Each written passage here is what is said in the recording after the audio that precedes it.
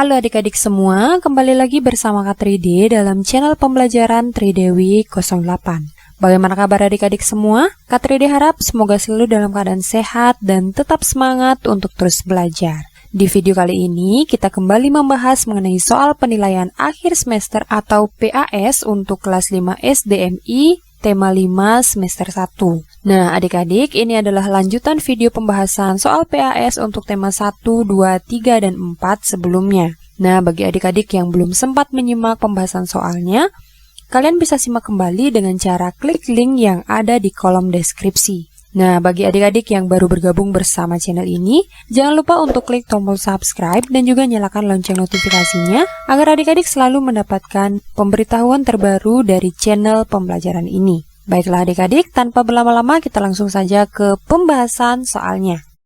Oke, baiklah adik-adik, ini adalah soal penilaian akhir semester atau PAS untuk tema 5 mengenai ekosistem di kelas 5 pada semester 1. Oke, langsung saja kita ke soal yang pertama. Peristiwa sejarah Sumpah Pemuda merupakan suatu pengakuan dari pemuda-pemudi Indonesia yang mengikrarkan.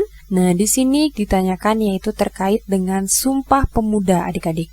Oke, adapun isi dari Sumpah Pemuda itu, yang pertama, kami putra dan putri Indonesia mengaku bertumpah darah yang satu, yaitu tanah air Indonesia. Oke, tanah air yang satu adik-adik. Kemudian, yang kedua, kami putra dan putri Indonesia mengaku berbangsa yang satu, yaitu bangsa Indonesia. Kemudian yang ketiga yaitu kami putra dan putri Indonesia menjunjung bahasa persatuan yaitu bahasa Indonesia. Nah, sehingga pada Sumpah Pemuda itu mengikrarkan mengenai satu tanah air, satu bangsa, dan satu bahasa. Nah, maka jawaban yang paling tepat itu adalah option yang C. Lanjut ke soal yang nomor 2. Contoh sikap yang baik dalam membina persatuan di lingkungan masyarakat adalah persatuan di lingkungan masyarakat. Yang A, membantu tetangga yang mengalami kesulitan materi. Nah, jadi ini kurang cocok untuk persatuan di lingkungan masyarakat, adik-adik. Terkait persatuan di sini yaitu lebih ke gotong royong atau bekerja sama, adik-adik. Kemudian option yang B, membuat kelompok diskusi pada saat proses pembelajaran. Nah, untuk pembelajaran itu bukan merupakan lingkungan masyarakat, adik-adik. Kemudian yang C, menolong kakak dalam membersihkan halaman rumah. Nah, jadi ini juga bukan merupakan lingkungan masyarakat, adik-adik, melainkan lingkungan rumah. Kemudian yang D, bergotong royong dengan tetangga membangun jembatan. Oke, di sini ada bergotong royong dengan tetangga untuk membangun jembatan. Nah, jembatan itu akan digunakan bersama. Sehingga option yang D ini merupakan contoh sikap dalam membina persatuan di lingkungan masyarakat, adik-adik. Sehingga nomor 2 jawabannya adalah yang D. Lanjut ke soal nomor 3. Menjaga persatuan dan kesatuan bangsa adalah kewajiban setiap warga negara Indonesia. Jika persatuan dan kesatuan bangsa tidak dijaga, dapat terjadi perselisihan yang pada akhirnya memecah belah. Berikut, bukan manfaat persatuan dan kesatuan bagi negara kesatuan Republik Indonesia adalah yang bukan merupakan manfaat persatuan dan kesatuan. Yang A, persaudaraan antar warga terjalin lebih cepat. Nah, ini merupakan manfaat dari persatuan dan kesatuan, adik-adik. Kemudian yang B, pembangunan nasional akan berjalan lancar, aman, dan cepat. Nah, ini merupakan manfaat dari persatuan dan kesatuan. Kemudian yang C, kesejahteraan masyarakat akan tercapai secara adil dan seimbang. Nah, ini juga merupakan manfaat dari persatuan dan kesatuan. Yang D, terjadi perselisihan yang berakar pada perbedaan suku, budaya, dan agama. Nah, jadi di sini ada perselisihan, adik-adik. Nah, perselisihan itu artinya tidak sependapat, adik-adik, yang nantinya akan menimbulkan permasalahan yang berakar pada perbedaan suku, budaya, dan agama. Nah, maka yang bukan merupakan manfaat kesatuan dan persatuan bagi negara kesatuan Republik Indonesia itu adalah yang option D. Lanjut ke soal berikutnya. Bendera merah putih dikibarkan pertama kali oleh titik-titik. Nah, bendera merah putih itu dikibarkan pertama kali oleh Suhud, S.K. Trimurti, dan Latif Hendra Diningrat, adik-adik. Maka jawaban yang paling tepat adalah option yang B. Lanjut ke soal berikutnya. Sikap berikut yang menunjukkan persatuan dan kesatuan dalam kegiatan ekonomi adalah persatuan dan kesatuan dalam kegiatan ekonomi. Yang A, menghargai kebudayaan daerah sendiri saja. Nah, di sini ada kebudayaan daerah. Itu bukan merupakan kegiatan ekonomi. Kemudian yang B, menjalin kerjasama dengan warga satu suku. Nah, ini juga bukan merupakan kegiatan ekonomi. Kemudian yang C, memanfaatkan sumber daya alam dengan bijaksana. Oke, di sini ada sumber daya alam adik-adik. Nah, sumber daya alam itu merupakan bagian dari kegiatan ekonomi.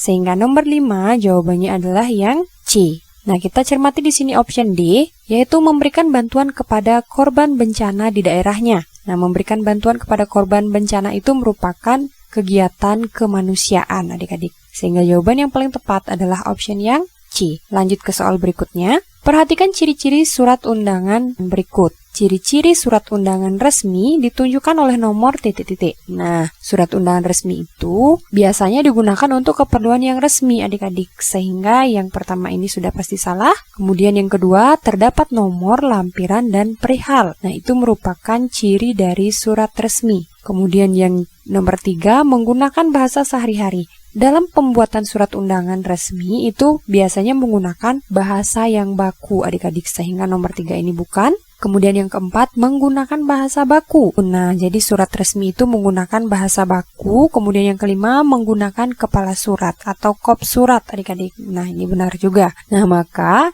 ciri-ciri surat undangan resmi itu yaitu nomor 2, 4, dan 5. Sehingga jawaban yang paling benar itu adalah option yang C.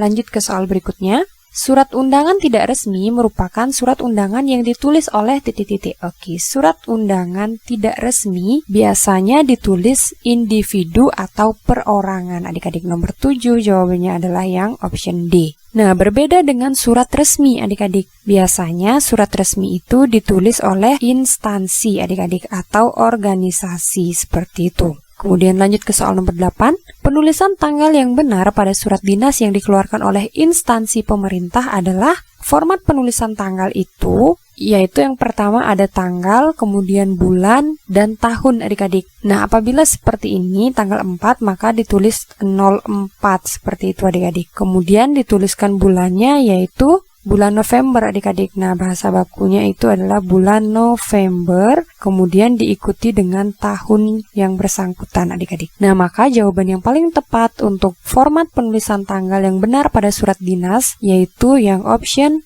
D. Kita cermati di sini yang C ada November. Nah, November ini merupakan bahasa tidak baku adik-adik, sehingga yang tepat itu adalah yang D. Lanjut ke soal nomor 9. Bacalah surat undangan berikut. Penggalan surat di atas mengemukakan titik-titik. Oke, kita baca adik-adik. Kami mengharapkan kehadiran Bapak Ibu pada perpisahan dan malam kesenian yang akan kami selenggarakan pada hari Sabtu tanggal 27 Desember tahun 2022 waktu pukul 19.30 sampai selesai. Nah, pada penggalan surat ini mengemukakan yaitu waktu pelaksanaan acara adik-adik atau waktu pelaksanaan undangan, yaitu diselenggarakan pada hari Sabtu 27 Desember mulai pukul 19.30 sampai selesai. Nah, maka jawaban yang tepat untuk soal nomor 9 ini adalah yang B. Lanjut ke soal berikutnya. Demikianlah undangan ini kami sampaikan. Atas perhatian Bapak Ibu kami ucapkan terima kasih. Dalam surat undangan, kalimat di atas termasuk bagian surat titik-titik. Di sini ada kata demikianlah dan kami ucapkan terima kasih itu adalah bagian dari penutup surat adik-adik. Nomor 10 jawabannya yang B. Lanjut soal nomor 11. Kelompok hewan berikut yang termasuk omnivora adalah omnivora itu adalah hewan pemakan tumbuhan dan juga hewan pemakan hewan yang lainnya adik-adik. Nah, sehingga kita perhatikan di sini yang A. Nah, ada kucing. Kucing itu makanannya berupa daging adik-adik. Kemudian kelinci itu adalah wortel. Kemudian burung pelikan itu makanannya adalah ikan. Nah, maka yang A ini bukan. Kemudian lanjut yang B, burung jala. Nah, burung jala itu makanannya dapat berupa serangga, juga berupa tumbuh-tumbuhan adik-adik. Kemudian tikus juga makanannya berupa tumbuhan ataupun serangga. Begitu juga bebek makanannya tumbuhan ataupun cacing adik-adik. Nah, sehingga untuk burung jala, tikus, dan bebek ini merupakan hewan omnivora adik-adik. Nah, maka jawaban yang paling tepat untuk soal nomor 11 adalah yang B. Lanjut ke soal nomor 12. Perhatikan istilah berikut. Urutan daur hidup nyamuk yang benar adalah titik-titik. Nah, nyamuk itu berawal dari telur adik-adik. Nah, kemudian setelah telur akan berubah menjadi pupa, kemudian setelah pupa akan berubah menjadi jentik-jentik, kemudian setelah jentik-jentik menjadi hewan muda atau nyamuk muda, dan yang terakhir itu nyamuk dewasa. Nah, sehingga urutannya itu yaitu 2, kemudian 4, 5, 3, dan 1. Maka jawaban yang paling tepat itu adalah option yang C. Lanjut ke soal berikutnya. Kupu-kupu mengalami tahap kepompong dalam daur hidupnya. Hewan berikut yang memiliki daur hidup seperti kupu-kupu adalah, jadi kupu-kupu itu bermetamorfosis sempurna adik-adik. Hewan yang memiliki metamorfosis sempurna sama seperti kupu-kupu itu yaitu nyamuk adik-adik. Nomor 13 jawabannya C. Nah, untuk jangkrik, kecoak, dan belalang itu bermetamorfosis secara tidak sempurna adik-adik. Maka jawaban yang paling tepat adalah option yang C. Lanjut ke soal nomor 14. Perhatikan gambar daur hidup hewan berikut. Pada daur hidup hewan tersebut yang merugikan petani ditunjukkan oleh nomor, merugikan petani. Artinya memakan tanaman petani adik-adik sehingga tidak dapat tumbuh dengan baik. Kita perhatikan dari nomor 1 ini yaitu tahapan telur, setelah telur menjadi ulat, yang kedua ini ulat, kemudian yang ketiga dan keempat ini adalah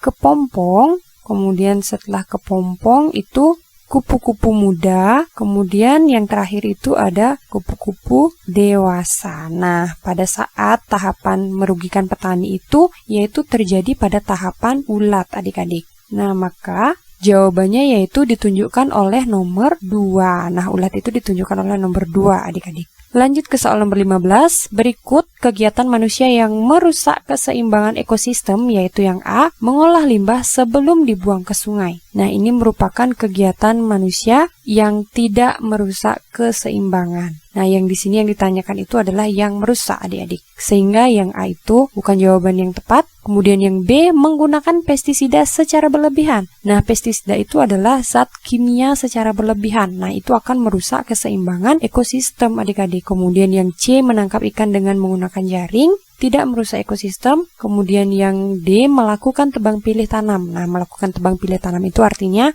menebang tanaman atau pohon yang sudah tua, seperti itu. Nah, maka jawaban nomor 15 mengenai kegiatan manusia yang dapat merusak keseimbangan ekosistem itu adalah menggunakan pestisida atau zat kimia secara berlebihan. Lanjut ke soal berikutnya. Letak Indonesia antara benua Asia dan benua Australia serta diapit Samudra Pasifik dan Samudra Hindia merupakan letak Indonesia secara yaitu geografis. Nah, adik-adik, letak geografis itu artinya posisi sebuah wilayah berdasarkan letak dan bentuknya di muka bumi, adik-adik, yaitu seperti diapit oleh samudra dan juga benua, seperti itu. Nah, di sini ada astronomis, letak astronomis. Nah, letak astronomis itu artinya letak wilayah yang berdasarkan garis lintang dan garis bujur, adik-adik. Nah, Indonesia itu terletak di antara 6 derajat lintang utara sampai dengan 11 derajat lintang selatan. Dan 95 derajat bujur timur sampai dengan 141 derajat bujur timur. Nah, ini adalah letak dari astronomis Indonesia, adik-adik. Kemudian soal nomor 17, negara Indonesia di bagian selatan berbatasan dengan negara titik-titik. Nah, negara Indonesia di bagian selatan itu berbatasan darat dengan Timor Leste, adik-adik, Timor Leste dan juga Australia. Nah, di sini ada 2 jawaban yang benar. Kemudian Papua Nugini itu adalah perbatasan timur Indonesia, adik-adik. Kemudian di sini ada Malaysia. Nah, Malaysia itu adalah perbatasan utara dari Indonesia. Lanjut ke soal nomor 18. Keterangan dari simbol-simbol yang digunakan pada peta untuk memudahkan memahami isi peta dinamakan yaitu legenda. Nah, di sini yang ada mata angin. Nah, mata angin itu adalah arah utara selatan, adik-adik. Kemudian ada inset peta. Nah, inset peta itu merupakan peta yang berukuran kecil yang ditempatkan pada posisi yang sesuai dalam peta utama dengan diberi arsir atau warna lain yang menunjukkan daerah yang dipetakan, adik-adik. Nomor 18 jawabannya yang D. Lanjut nomor 19, ada banyak provinsi di Indonesia yang dilalui garis khatulistiwa. Tugu khatulistiwa terdapat di kota yaitu Kota Pontianak, Kalimantan Barat, adik-adik. Lanjut ke soal nomor 20. Bagian permukaan bumi yang memiliki ketinggian 0 sampai dengan 200 meter di atas permukaan laut disebut dengan yaitu dataran rendah. Nah, di sini ada perbukitan. Jadi, perbukitan itu memiliki ketinggian antara 200 sampai dengan 500 mdpl, adik-adik, atau 500 di atas permukaan laut. Kemudian yang B itu ada pegunungan. Nah, pegunungan itu merupakan daerah yang memiliki ketinggian kurang lebih yaitu dari 600 sampai dengan 1000 mdpl atau 1000 meter di atas permukaan laut. Kemudian dataran tinggi memiliki ketinggian antara 300 sampai dengan 500 mdpl adik-adik. Nah, sehingga ketinggian dari 0 sampai dengan 200 meter itu disebut dengan dataran rendah. Lanjut ke soal nomor 21. Tangga nada diatonik merupakan tangga nada yang mempunyai dua jarak nada yaitu 1,5. Nah, nomor 21 jawabannya yang B. Lanjut nomor 22. Perhatikan ciri-ciri tangga nada diatonik berikut. Ciri-ciri lagu bertangga nada diatonik minor ditunjukkan oleh nomor titik-titik. Nah, diatonik minor itu biasanya diawali dan diakhiri oleh nada la. Oke, di sini do berarti bukan. Kemudian yang nomor 2, lagu bersifat sedih, sendu, dan hikmat. Nah, itu merupakan ciri dari diatonis minor. Kemudian lagu dinyanyikan dengan penuh semangat. Nah, itu merupakan ciri dari diatonis mayor adik-adik. Kemudian memiliki interval nada 1,1/2, 1,1, 1,5. Nah, ini bukan merupakan interval dari nada diatonik. Interval nada diatonik minor itu yaitu 1,5, 1,1/2, 1,1. Nah, yang ini benar adik-adik. Maka jawaban yang benar mengenai ciri-ciri tangga nada diatonik minor itu yaitu nomor 2 dan nomor 5, yaitu option yang C. Lanjut ke soal berikutnya. Berikut ini yang termasuk lagu dengan tangga nada mayor adalah, nada mayor itu biasanya ditandai dengan lagu yang bersemangat adik-adik. Nah, kita perhatikan opsinya di sini yang A, Hari Merdeka. Nah, Hari Merdeka itu dinyanyikan dengan penuh semangat. Nah, sehingga Hari Merdeka itu merupakan tangga nada diatonis mayor. Kemudian untuk Ibu Pertiwi, Himne Guru, dan Mengheningkan Cipta, biasanya lagunya itu bersifat sendu. Nah, jadi ketiga lagu ini yaitu termasuk lagu dengan tangga nada minor.